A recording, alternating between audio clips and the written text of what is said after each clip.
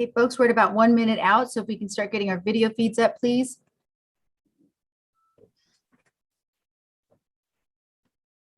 Good evening, Commissioner Kyumjian. Hello, how are you? Good. Good. I have 7 o'clock. We good to go? Whenever you're ready, yes. I now call the meeting to order at 7 p.m. For the audience tonight, I am the chair and serve as the presiding officer for tonight's meeting. Before we move forward, I would like to announce that in response to executive orders issued by Governor Newsom, the city is conducting a teleconferenced public meeting utilizing Zoom video communications. This allows the city to continue to conduct essential business and comply with public health administration recommendations to protect the public and city employees, practice social distancing, and limit exposure by not allowing in-person public meetings. To ensure that the public will be able to participate, public comments can be submitted as live comments during the Zoom meeting and via email at publiccomment@cityofglendora.org. Madam Clerk, will you please conduct a roll call? Yes, thank you, Chair. At this time, I will conduct an oral roll call and request that each commissioner respond with present when their name is called. Commissioner Chavez, Present. Commissioner Gerber, Present. Commissioner Kyumjian, Present. Vice Chair Louis Prochet, Present. and Chair Burrell. Present. All commissioners are present. Thank you. David, will you please lead us, David Gerber, will you please lead us in the Pledge of Allegiance? Most definitely. You place your hand over your heart and repeat after me. I pledge allegiance to the flag of the United States of America and to the republic for which it stands, one nation, under God, indivisible, with liberty and justice for all. Thank you, Commissioner Gerber. Does anyone wish to reorder or add to the agenda?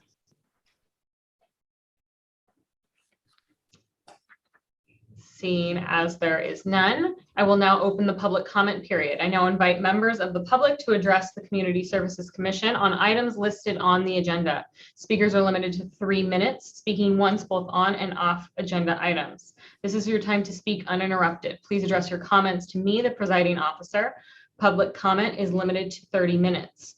If you would like to request to speak, please select the raise hand icon in Zoom before the close of the public comment period. You will then be called on when your turn is up to speak. Have any public comments been received? Thank you, Chair. At this time, we've received no requests via the public comment email or requests from attendees to give public comment at this time. We have received no correspondence via the public comment email or request to speak via the Zoom meeting at this time. So I will go ahead and close the public comment period, and we will, I would like to invite each individual commissioner to provide a statement or report. We will start with Commissioner Chavez. Oh, he's. Yeah, I think I just admitted him, so he should be able to hear audio now. Okay.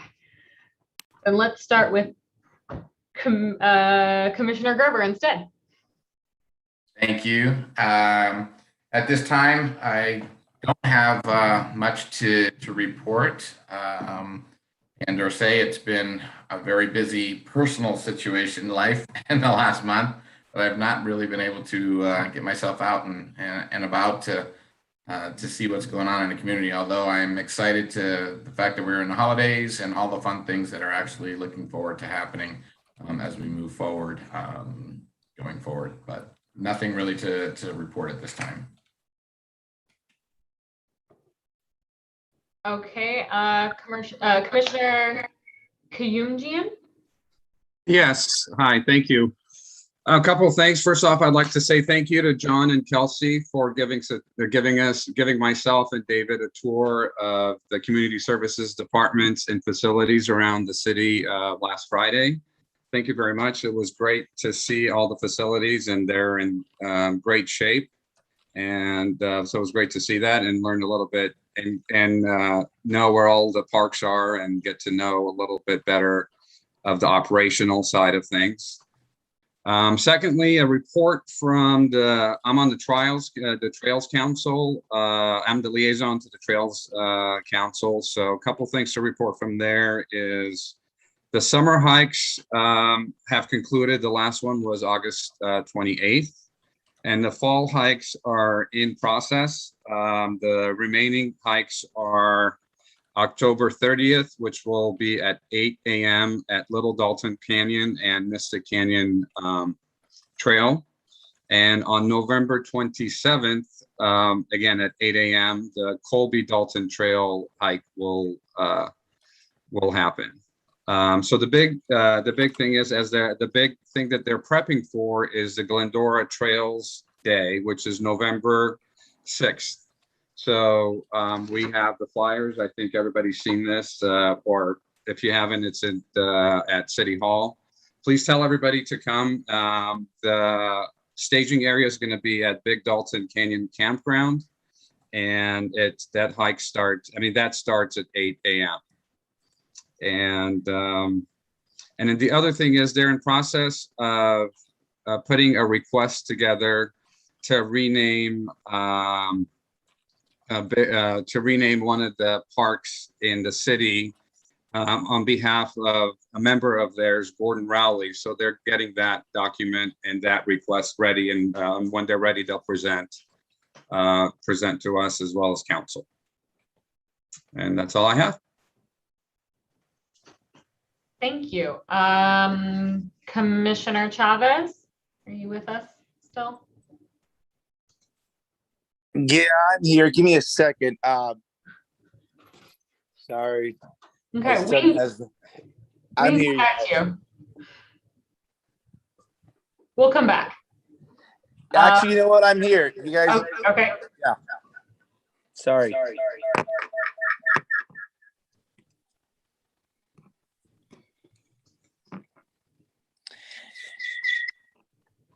Okay, you've got an echo because you have two devices that are tuned into the meeting. So you've got to either turn off your phone or use the audio on your computer only. It's turned off. There we go. Sorry. Yeah, I know. I actually have nothing to report. And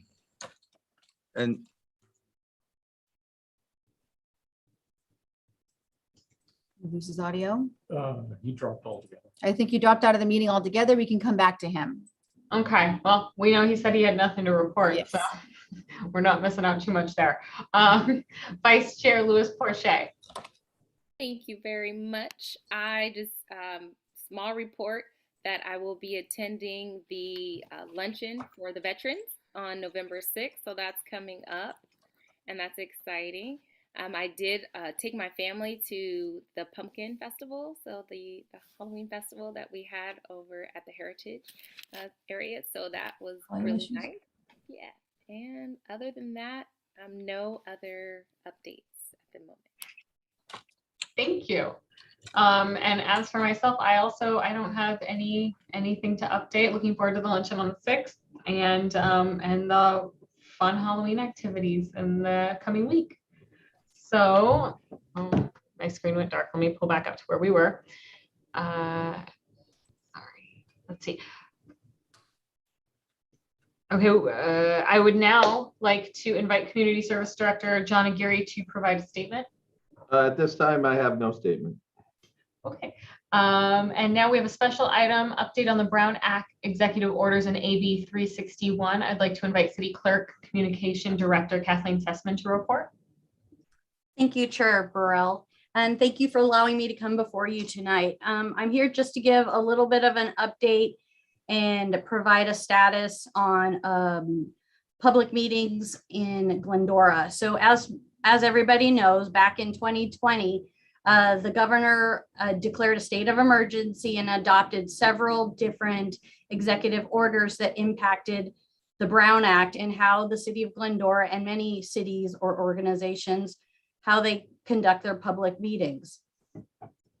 In the interest of health and safety, the city council transitioned to a virtual public meeting for city council. And then later in July of that same year, all the commissions started transitioning to the same type of meeting. And we've been conducting virtual meetings ever since. These Brown Act orders sunsetted on September 30th.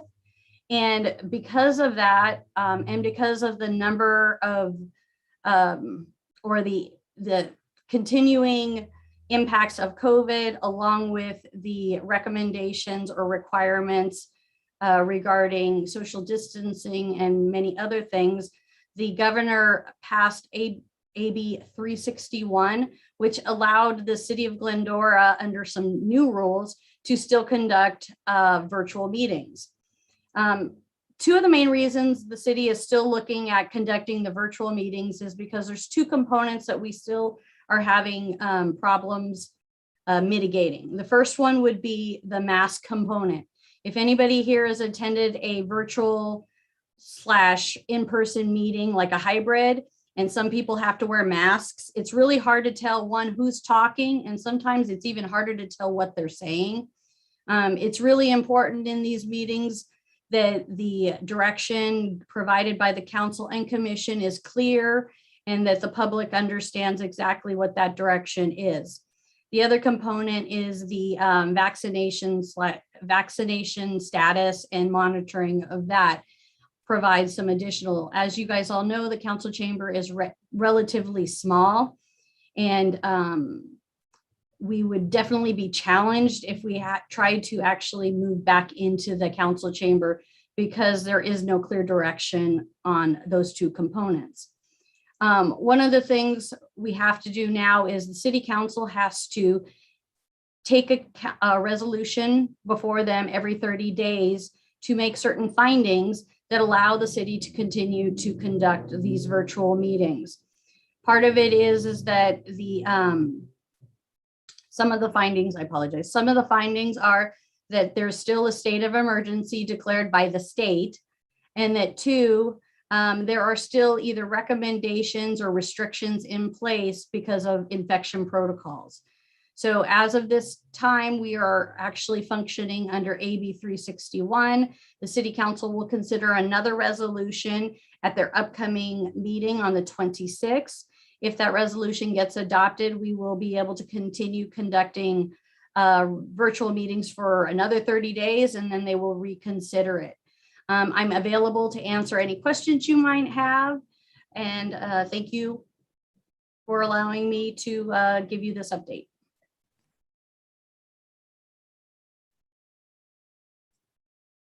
Any questions? I actually have one. Mhm.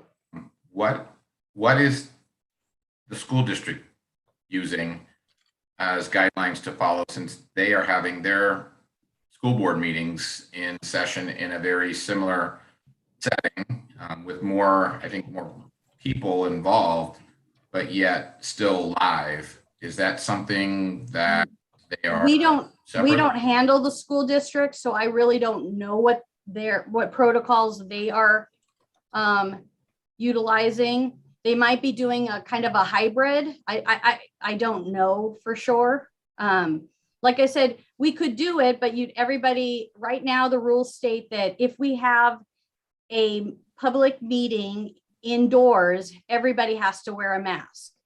The federal laws or state law says that if you're unvaccinated, you have to wear a mask. LA County rules require that anybody, whether you're vaccinated or not, wear a mask. And that is one of the main components or areas of concern I have. I don't know if the school district is wearing masks. I don't know if they're open to the public.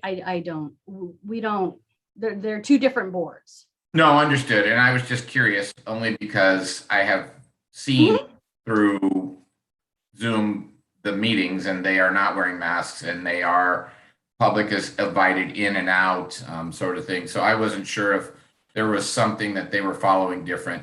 I don't have a preference. I mean, of course, I would love to be back in person. I think we all would, but under the proper, guidance and circumstance that is required. But I was just curious, being that I've seen that they are having it, and whether or not they were, if anybody knew they were following some other protocols or something to that nature that the city was not in knowledge of, which I can't imagine would be the case. I know there's a lot of organizations that are doing some sort of a hybrid, or some require vaccination and proof.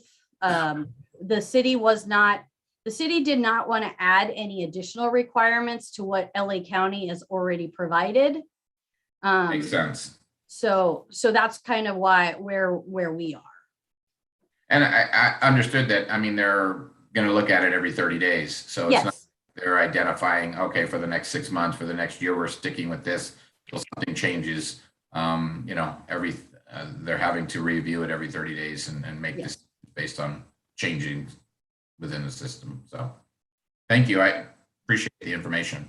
you're welcome. Any other questions? Yeah, just a real brief one. Is there any guidance with masks off when speaking? If you're indoors, you're supposed to have your mask on at all times. At all times? Okay. Mhm. Because I believe the school board, they take it off when they speak and then they put it back on. At least that's what I've seen, but I don't remember exactly. Yeah, my understanding, and like I said, the protocols change quickly with Yeah. LA County especially. But my understanding is current recommendations or requirements are that even if you're indoors, you have to have a mask on, whether you're vaccinated or not. And All right, thank you.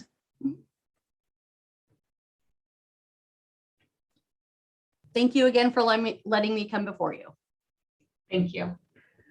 I'd like to request a motion to approve the consent calendar as presented. I motion. Is there a second? I I second. second. Thank you. Yes, I heard, I believe Commissioner Gerber motioned and a second by Vice Chair Luis Porche, correct? Correct. Okay, I'll take a roll call vote. Commissioner Chavez? Here. Yeah, is that a yes? Yes, that's a yes. I'm sorry. Thank you. Commissioner Gerber? Yes. Commissioner Kumjian? Yes. Vice Chair Luis Porche? Yes. And Chair Burrell? Yes. That passes 5-0. Thank you.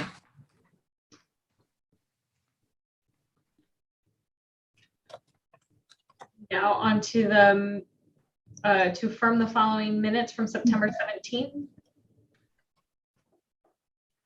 Oh, wait, we did that, right? Yes, that was a consent calendar. Okay, I'm We're on to sorry. number I'm sorry. 4. Yes. I've lost my place. Okay.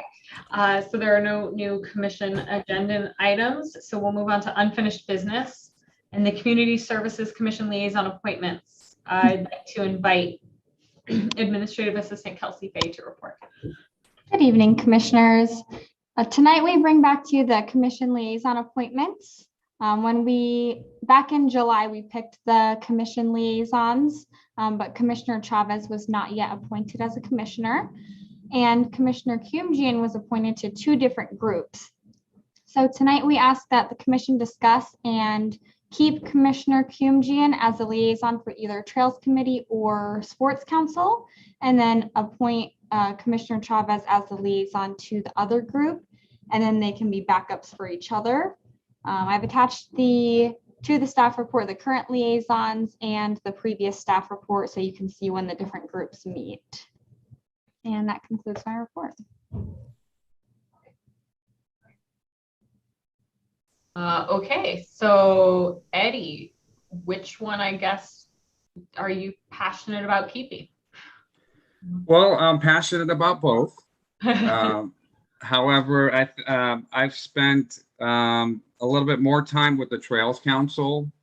And secondly, I have a conflict the same time that the Sports Council meets with another board. So if Commissioner Chavez accepts, I would like to present to him the Sports Council liaison opportunity.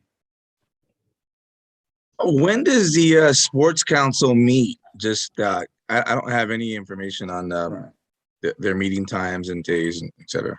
It's the second Tuesday of every month at 6 p.m. Second Tuesday of every month. Okay. Yeah. Is it okay if I get back to you guys on that and not quite because I got like a pretty busy schedule. So I just want to make sure I have time on Tuesday.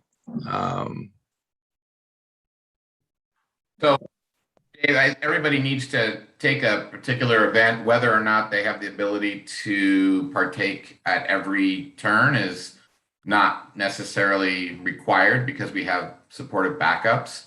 And I think we're all under the same constraints in terms of time for when meetings are. But I think, to be honest, my personal opinion, I think this would be perfect suited for you based on the fact that your kids have been in the city playing in the community activity sports. Like I said, you don't have to go to every one. When you can't, you have backups. And if Eddie is unable to attend, you can always request one of us to go if necessary. And not every meeting, having been a part of that meeting for several years, not every meeting has significant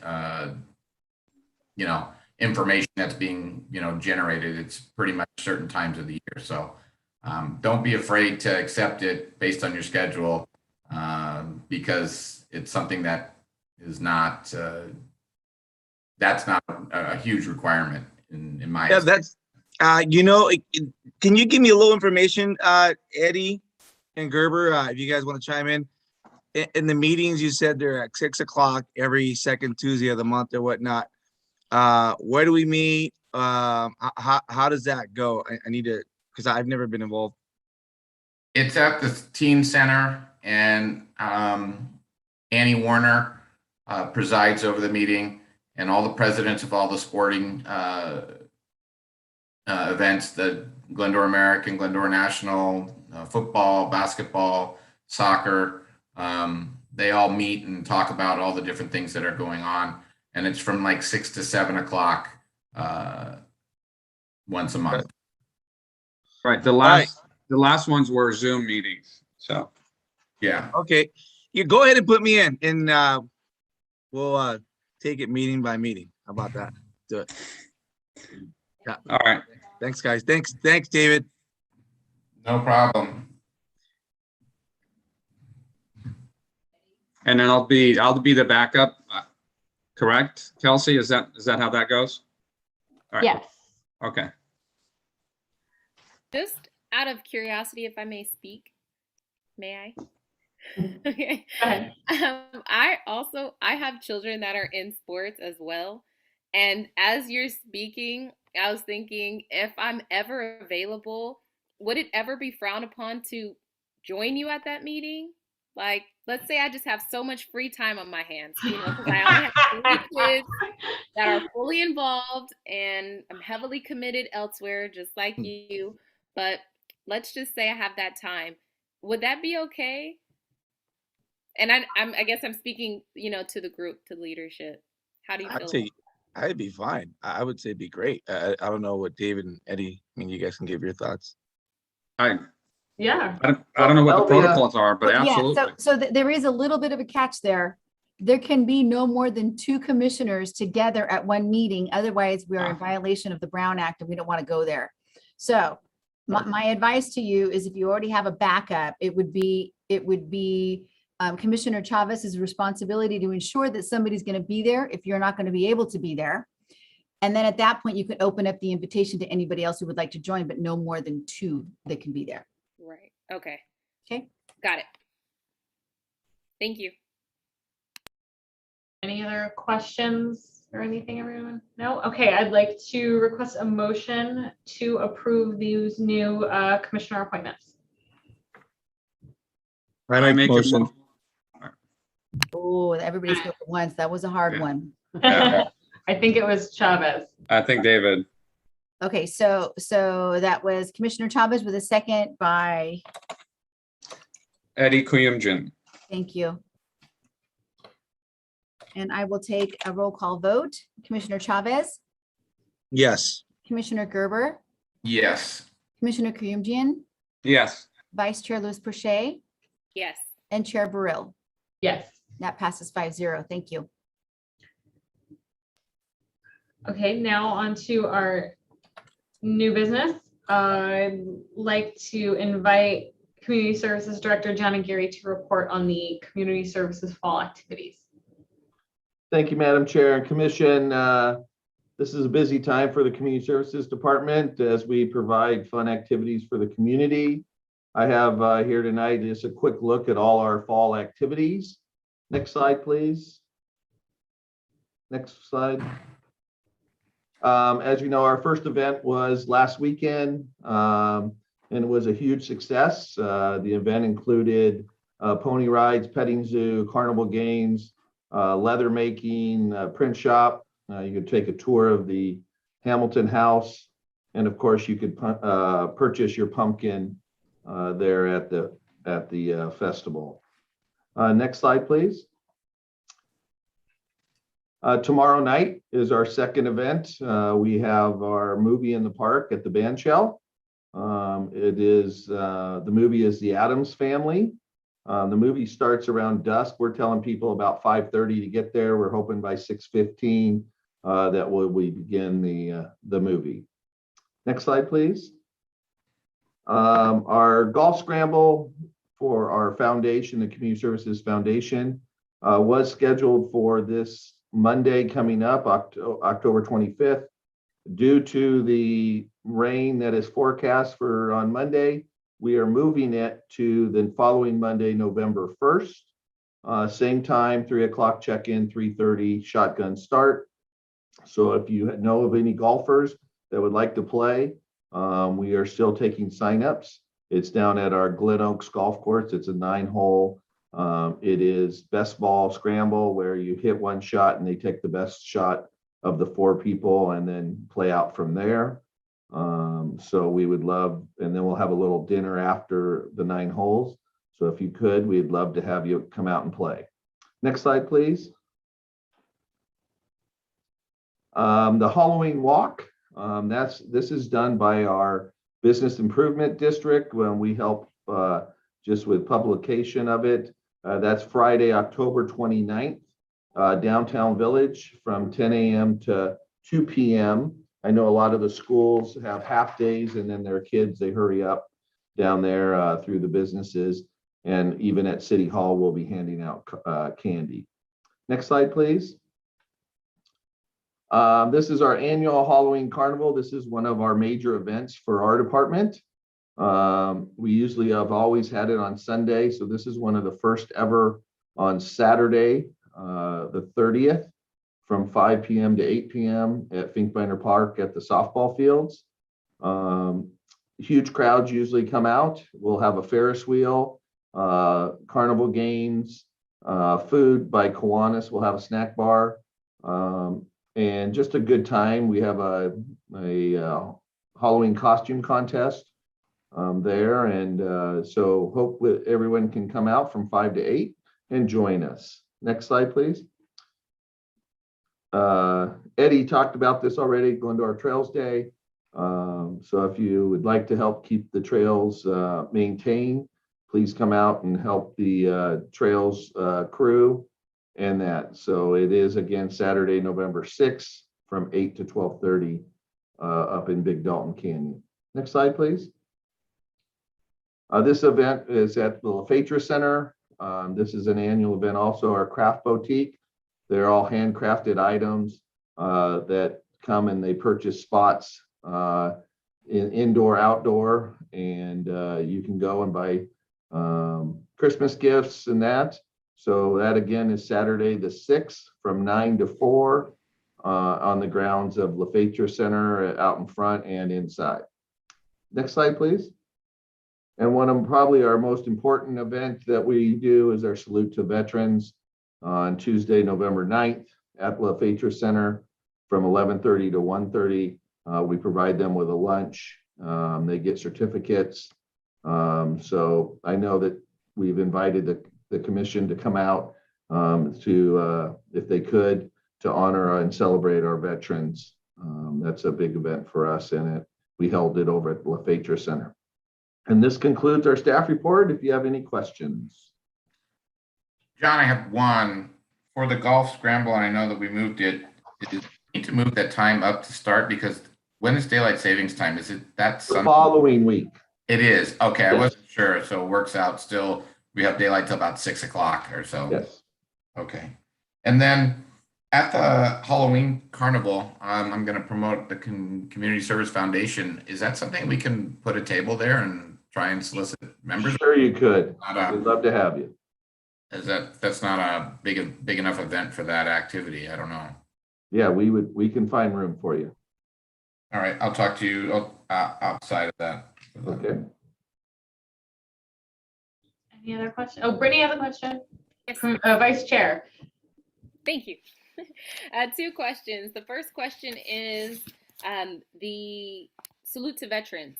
Is that something where the veterans need to register in advance, or are they free to just come, or how does that work?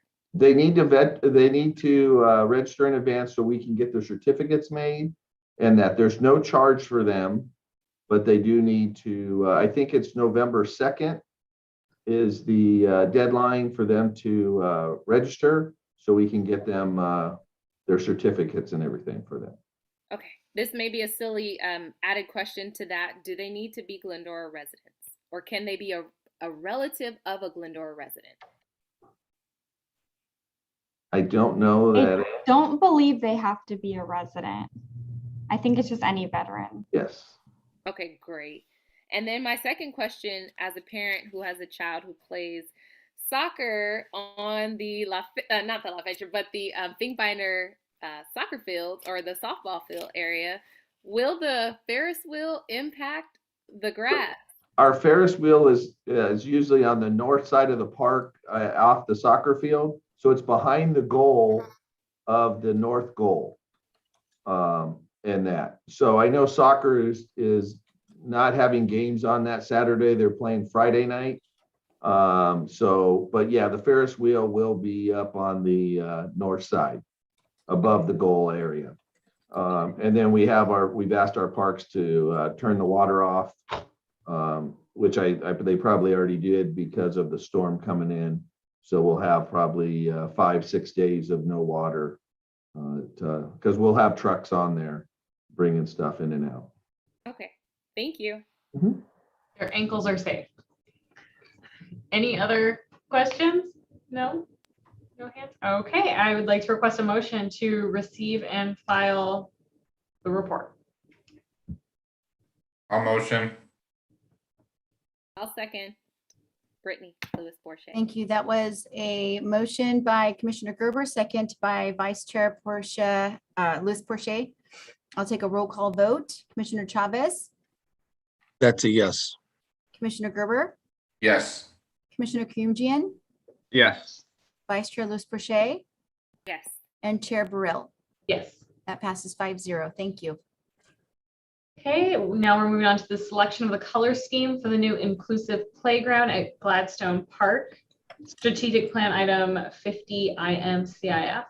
I'd like to invite management analyst Daniel Smith to report. Good evening, Chair and Commissioners. Tonight I will be presenting 4 different color scheme options for the new playground that will be installed at Gladstone Park as a part of the Prop 68 per capita grant. We'll be asking that Commissioners look over the 4 color schemes presented and select the one they would like to see on the new playground.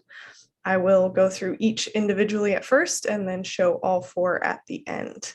Next slide, please. So this is the first option we have.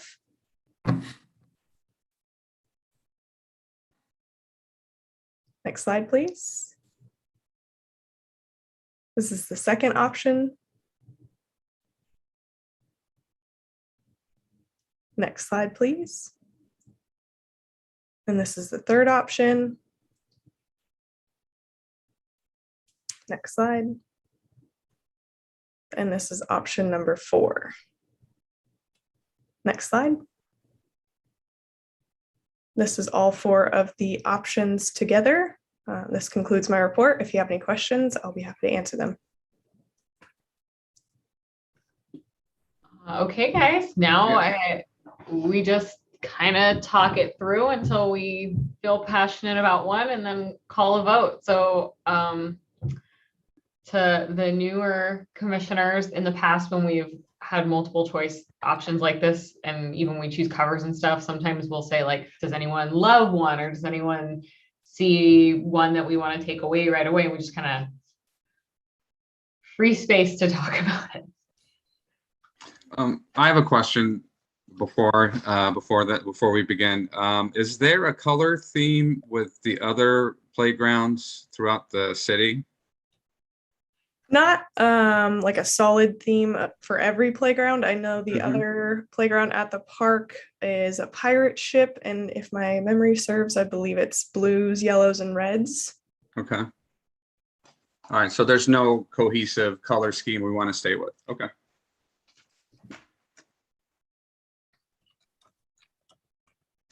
I can go first.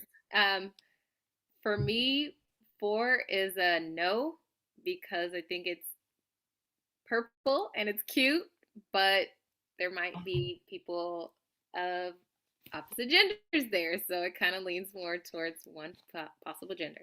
I am leaning towards 3 as a first choice, 2 as a close second.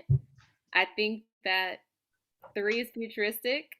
2 is very nature-like and perfect for an older group, probably. So I think that 3 stands out to the age group that would be utilizing it. I agree. I think I agree with number 4. It's just not as exciting, I think. And number 1 to me looks like it would just get really kind of gross. Some of the playgrounds where there's like light yellows or those kind of pale colors, you see the grossness from people's hands and kids' things. So I would along with you, I'd veto 4, and then I'd also probably veto number 1, and then I think 2 and like 3 looks fun, and 2 looks very cool and like I'm in a park. Yeah, I agree. 4 is out for me as well, and I'd say it's between 3 and 2. 2 is, I'd say, is nice. It's safe. It blends in, and also gives you some cover when people want to be creative with their writing on public things. So that could hide some things, but I like 3. It makes a statement, and it's bright and it's bold. So I like it. And especially, this is what, Gladstone Park, and that park's pretty light and airy. So I think it's a tough one, but it's between those 2 for me as well. To Eddie's point too, I think that 3 being so like bold, especially because it's an inclusive park for like all abilities. I don't know if that's something that every city necessarily has or people have access to. So I feel like it's more noticeable. And it might draw more attention to its unique features than just looking like, oh, that's the park with 2 playgrounds, maybe. Yeah.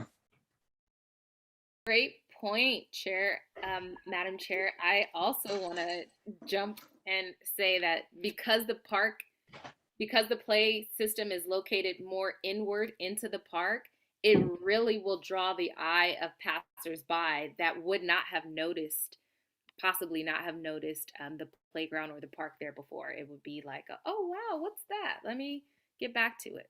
The other thing is, reports have shown, I think that's red, right? It kind of gives an orange vibe to it, but I think it's red. Correct me if I'm wrong, or maybe a burnt orange color.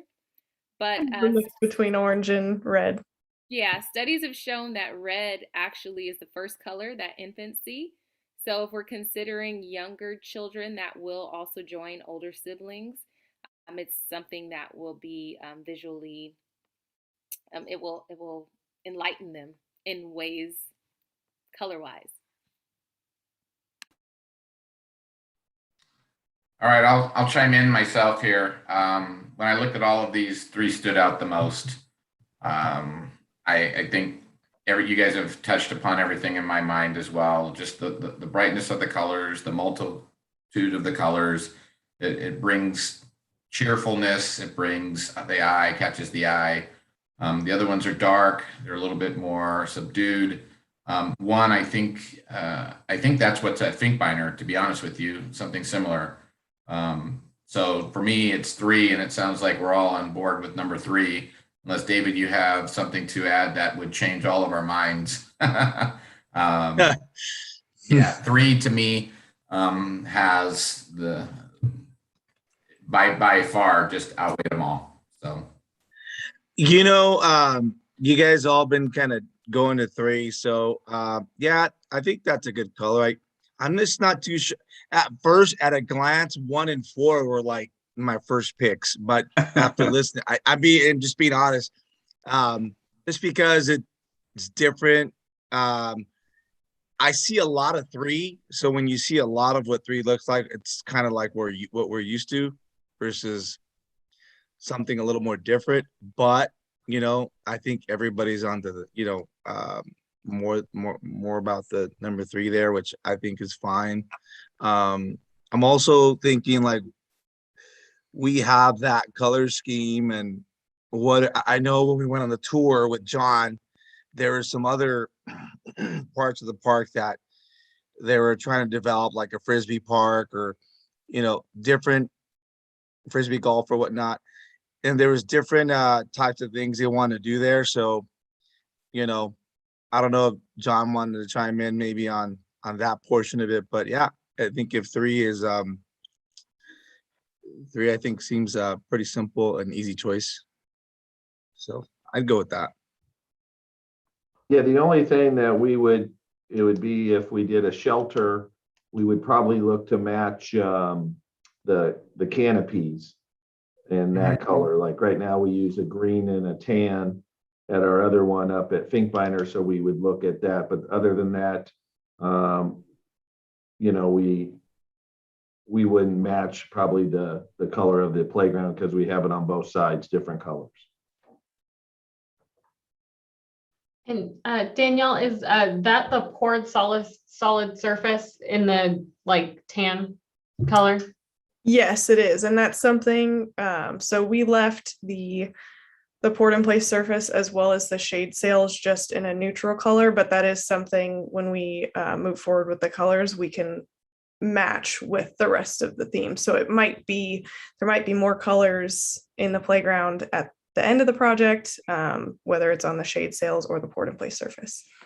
Okay. Okay, everyone, do we feel like we can make a recommendation? Yes, I'm seeing some nods and thumbs up. Okay, so I would then like to request a motion to approve choice number 3. I'll motion it. I'll second. That was a motion by Commissioner Chavez, Gerber, and a second by Commissioner Luz Porche, correct? Yes. I will take a roll call vote. Commissioner Chavez, Yes. Commissioner Gerber, Yes. Commissioner Kumjian, Yes. Vice Chair Luz Porche, Yes. and Chair Burrell. Yes. That passes 5-0. Thank you. Okay, for closing staff and commissioner comments, I'd like to invite each member and staff member to make a closing comment. I will start with Commissioner Chavez. I have none, no closing comments. Thanks. Commissioner Kayumjian. Yeah, I just would like to say thank you for the reports this evening, and thanks to the staff for all the hard work they do. I am really looking forward to all the activities this fall. I love fall. It's my favorite time of the year. So I'm looking forward to it and being part of the commission. The commission. And that's it. And thank you, and have a great month, and see you next time. Thank you. Commissioner Gerber. Again, I know John, you and your staff are ramping up for the holidays. There's quite a list of things that are happening here in the next 3 weeks, and my hats off to you and your team for doing that and the successfulness of it all. I look forward to being a part of as many of those events as possible, whether it's just attending as a resident and member of the community, but also as a community service commissioner, if I can help in any way, please make sure that your staff reaches out to us if ever there's a need. But other than that, again, looking forward to all these fun things happening and the fact that the city is actually revitalizing itself and opening up again. So that's pretty much it. Thank you. Thank you. Vice Chair Louis Porche. Thank you. I just want to say I share your sentiments, David. Also, Eddie, I agree. The hard work does not go unnoticed. We know that lots of this effort goes on behind the scenes. Thank you to Kelsey, Elvia, of course, Lorena, for keeping us on schedule and getting us these agendas ahead of time. Those are very helpful. Also want to share that same sentiment. John, if there's anything that I can do to help, this is truly my passion. You just call on me anytime. You see me running, just stop me and say, hey, we need you. And I'll be happy to do that. I am looking forward to this holiday season. I don't think there's a city that does it better than we do. We know how to do holidays, and I think we all share that excitement to get back to it. So great job. John, you or any of your staff have any closing comments? I just have one. I don't know if you guys have been getting on Wednesdays. We've been sending out the week, what we're doing on that weekend and stuff, just trying to get more publicity out there. We did a think tank and came up with that. And so it's our Wednesday happenings, and Kelsey sends it out for that week just to get more people and try to get the word out to all our events. That's it. Okay, real quick, I should have probably set this up in my commissioner reports. I thought Debbie Lopez might have been here and said it, but a big thank you to her, her whole division or department working with the homeless. And I saw in the bi-weekly or bi-monthly, I think it was, report about the 2 success stories in the past week. And so big kudos to the whole community and human services department for all of their hard work. I know it's not easy. And so those successes are extra sweet. So I was very just excited to see that. And so big, please pass on my congratulations and thanks for all of their hard work, because it really takes a village to help each of those individuals, and it's not easy. And that's all I have. Is any going once, going twice, any final comments? No? Okay, then this meeting is adjourned at 7:47 p.m.